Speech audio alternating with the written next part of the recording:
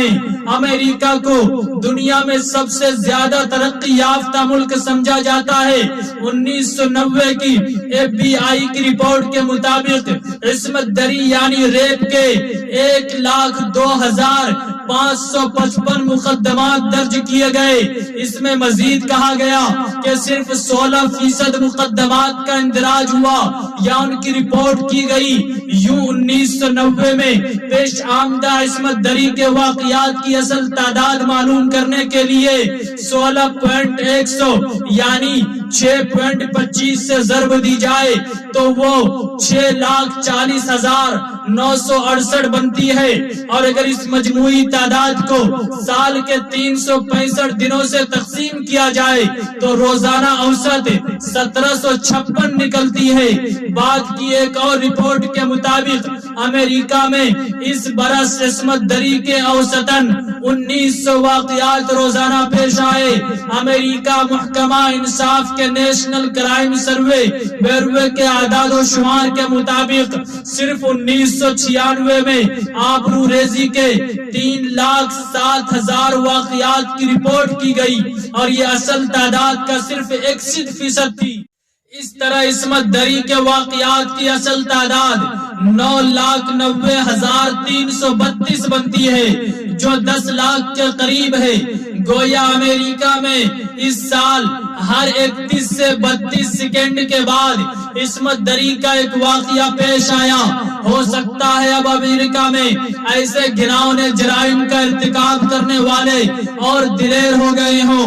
1990 کی FBI کی report کے مطابق وہاں عصمت دری کے جتنے بھی واقعات کی رپورٹ کی گئی ان کے مجرموں میں سے صرف 10% گرفتار کیے گئے، جو زانیوں کی تعداد کا صرف 1.6% تھے، اور گرفتار شدگان میں سے بھی 50% کو مقدمے کی نوبت آنے سے پہلے ہی چھوڑ دیا گیا۔ اس کا مطلب ہے کہ صرف 8% مجرموں کو مقدمات کا سامنا کرنا پڑا۔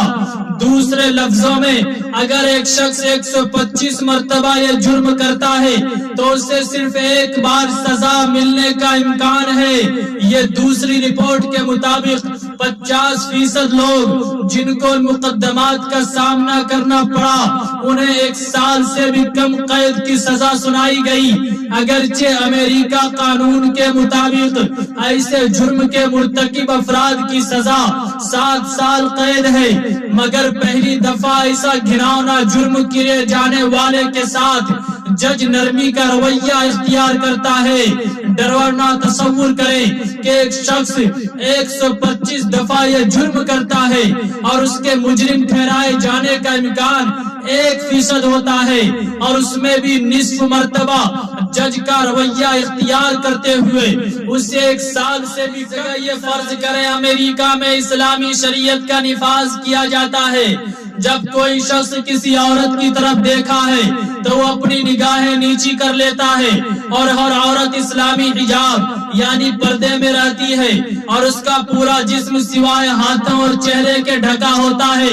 اس صورتحال کے باوجود اگر کوئی عصمت دری کرتا ہے اور مجرم کو سزائے موت دی جاتی ہے تو سوال یہ پیدا ہوتا کہ اس طرح عصمت دری کی شرح بڑھ جائے گی، وہی رہے گی یا کم ہو جائے گی؟ یقیناً شرح کم ہو جائے گی، اور یہ اسلامی شرح کے نفاذ کا بابرکت نتیجہ ہوگا۔ اسلام بہترین طرز زندگی ہے کیونکہ اس کی تعلیمات محض نظریاتی ہی نہیں بلکہ وہ انسانیت کو درپیش مسائل کے عملی حل بھی پیش کرتی ہے۔ لہذا اسلام انفرادی اور اجتماعی سطحوں پر بہتر نتائج حاصل کرتا ہے۔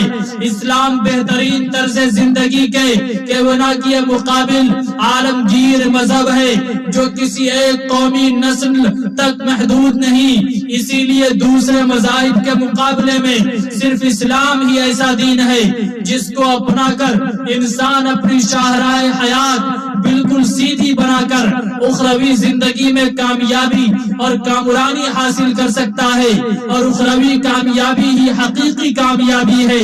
اللہ رب العزت و ذوالجلال ہم سب کو کہنے سننے سے زیادہ عمل کی توفیق عطا فرمائے۔